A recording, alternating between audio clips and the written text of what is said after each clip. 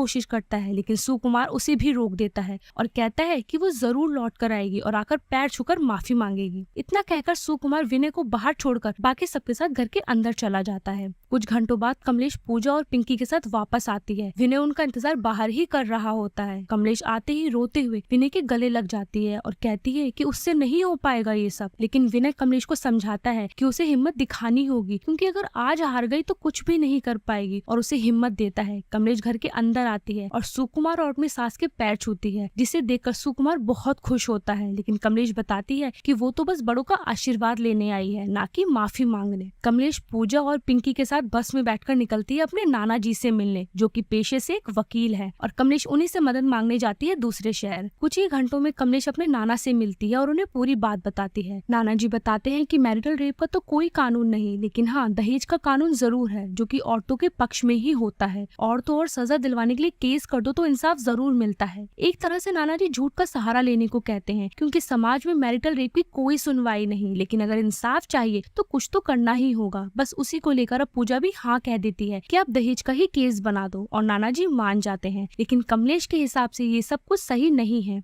थोड़ी देर बाद पूजा और कमलेश एक साथ बात कर रहे होते हैं, जहां कमलेश पूजा से कहती है कि ये तरीका सही नहीं है लड़ाई का, क्योंकि जो हुआ ही नहीं उसके लिए केस कैसे लड़े। लेकिन पूजा बस यही चाहती है कि कैसे भी करके